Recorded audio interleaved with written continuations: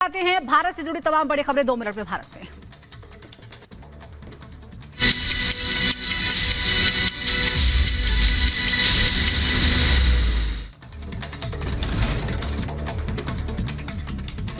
कुल्लू के गांव ठारी में हुआ हादसा, 2 रिहायशी मकानों में लगी भीषण आग। हादसे में किसी के हताहत होने की खबर नहीं। टीएमसी नेता मनोब्रत जाना की पत्नी ने एनआईए के खिलाफ दर्ज कराया छेड़छाड़ का मामला। तलाशी के दौरान घर में तोड़फोड़ करने की भी बात कही। उत्तर प्रदेश के अलीगढ़ में पुलिस और बदमाशों के बीच हुई मुठभेड़ में एक बदमाश के पैर में लगी गोली, वहीं दूसरा बदमाश मौके से फरार। दबंगों ने युवक पर गर्म तेल डाल के उसे जलाने की कोशिश की, ये बात सामने आई है। इलाज के लिए भर्ती कराया गया है। बुलंदशहर में मामूली बात पर दबंगों ने इस तरह से युवक पर तेल डाल दिया। 3 लोगों के खिलाफ केस दर्ज। रायबरेली में हुआ दर्दनाक सड़क हादसा, ट्रैक्टर और बाइक के बीच हुई भिड़ंत, एक युवक की मौत। बुलंदशहर में पुलिस की बड़ी कार्रवाई, पकड़ी शराब से भरी ट्रक। पुलिस ने 2 तस्करों को भी गिरफ्तार किया। उत्तराखंड के कालाढूंगी में लोकसभा चुनाव को लेकर नैनीताल पुलिस लगातार कर रही है कार्रवाई। पुलिस ने कालाढूंगी के जंगलों में अवैध कच्ची शराब में 4000 लीटर कच्ची शराब को किया नष्ट। 9 अप्रैल को यूपी दौरे पर रहेंगे प्रधानमंत्री नरेंद्र मोदी। पीलीभीत में विशाल जनसभा को करेंगे संबोधित। रैली को लेकर जोरों पर तैयारियां। अमेरिका के सैन फ्रांसिस्को में मोदी की लहर देखने को मिली। बड़ी संख्या में गोल्डन गेट ब्रिज पर मोदी का परिवार मार्च करते लोग नजर आए। छत्तीसगढ़ में एक्शन मोड में बीजेपी। प्रदेश की 11 सीटों के लिए पीएम मोदी बस्तर से शुरू करेंगे चुनावी प्रचार। छत्तीसगढ़ के बाद महाराष्ट्र पर भी प्रधानमंत्री नरेंद्र मोदी का फोकस। आज बस्तर के बाद महाराष्ट्र के चंद्रपुर में प्रधानमंत्री नरेंद्र मोदी का दौरा, जनसभा को करेंगे संबोधित। बीजेपी नेता अमित मालवीय ने राहुल गांधी पर हमला किया। कहा, ऐसा लगता है कि राहुल गांधी वायनाड को धोखा देने के लिए पूरी तरह तैयार हैं।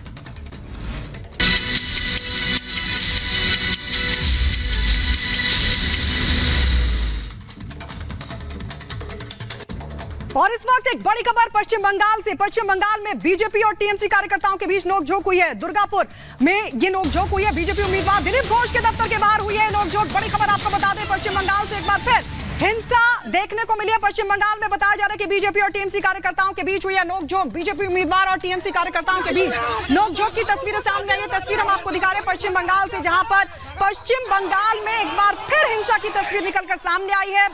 बीजेपी और टीएमसी के कार्यकर्ता आपस में भिड़ गए। ये देखिए किस तरीके से धक्का मुक्की हुई है।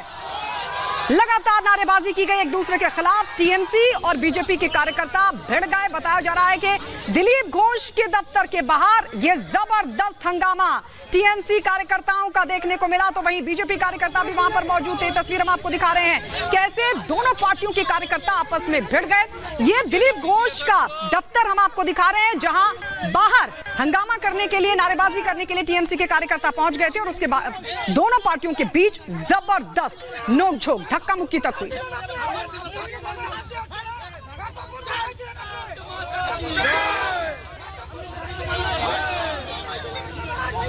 तस्वीरें हम आपको दिखा रहे हैं, ये पश्चिम बंगाल की तस्वीरें हैं। और इसी तरह से चुनाव के दौरान कई जगह झड़पें देखने को मिली है और तरह तरह की खबरें हर प्रदेश से सामने आ रही है। इधर चुनाव आयोग भी बेहद सख्त है और कई शहरों से कैश की रिकवरी की घटनाएं सामने आ रही है। और अब बड़ी खबर आंध्र प्रदेश के इलूरू शहर से आ रही है, जहां 22 लाख रुपए कैश बरामद हुए हैं। बताया जा रहा है कि एक बस से, कार्गो बस थी, सरकारी कार्गो बस, इसमें ये रुपए रखे गए थे।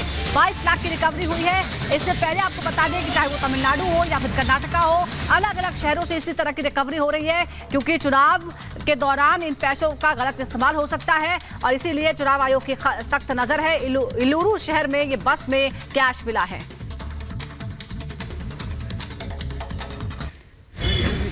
और ये तस्वीरें हम आपको दिखा रहे हैं कैश की बरामदगी के बाद। इसे सामने भी रखा गया, किस तरह से अलग अलग थैलों में रखा गया था। बाद में अलग अलग शहरों की तस्वीरें भी हम आपको दिखा रहे हैं किस तरह के नोट बरामद हुए हैं। तमिलनाडु से 4 करोड़ कैश बरामद हुआ था। कर्नाटक के शहरों से भी इसी तरह की रिकवरी हुई थी। और अब आंध्र प्रदेश में 22 लाख रुपए बरामद किए गए हैं, वो भी एक कार्गो बस जो कि सरकारी बस थी उसके अंदर रखे गए थे। तो चौकसी लगातार बढ़ती जा रही है। चुनाव आयोग लगातार इस तरह की सख्ती बरत रहा है। जो स्थानीय प्रशासन है उन्हें सख्त आदेश दिए गए हैं। गाड़ियों की चेकिंग लगातार जारी है, हर शहर में नजर रखी जा रही है ताकि इस तरह से पैसों का गलत इस्तेमाल चुनाव के दौरान दौरान ना हो। तो ये कैश आप देख रहे हैं इन तस्वीरों में, आंध्र प्रदेश में 22 लाख कैश बरामद हुआ है। इलुरु शहर में बस में दरअसल ये कैश बरामद हुआ है। बताया जा रहा है कि चुनावों में इसका इस्तेमाल होना था। सरकारी कार्गो बस से मिला है ये कैश। इसके अलावा आपको बता दें तमिलनाडु और कर्नाटक से भी इसी तरीके की तस्वीरें सामने आई है। देखिए इतना कैश है कि उसको गिनने के लिए मशीनों का इस्तेमाल किया गया। कार्गो बस जो कि सरकारी बस बताई जाती है, इलुरु शहर में बस से ये कैश बरामद हुआ है और आशंका यह है कि ये जो 22 लाख कैश बस से बरामद हुआ है इसका इस्तेमाल चुनावों में खपाने के लिए होने वाला था। तो तस्वीरें हम आपको दिखा रहे हैं, अब चुनाव सर पर हैं और जाहिर तौर पर इस तरीके से धन और बल का इस्तेमाल भी लगातार देखने को मिलेगा और इसी धन का इस्तेमाल चुनावों में होने वाला था। इस तरह की आशंका, ये तस्वीर हम आपको दिखा रहे हैं जहां से 22 लाख कैश बरामद हुआ। मशीनों के जरिए इस कैश को गिना गया, लेकिन बताया यह जा रहा है कि कार्गो बस से ये जो कैश था वो बरामद किया गया है।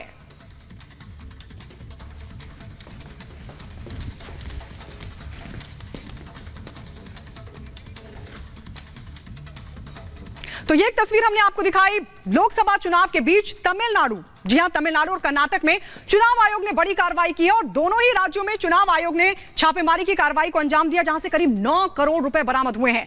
पूरी खबर इस रिपोर्ट में दिखाते हैं आपको।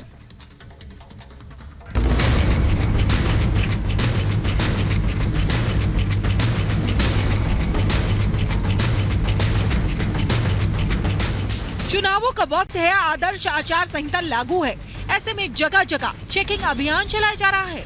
इसी के तहत चेन्नई में भी सघन चेकिंग अभियान चलाया जा रहा था।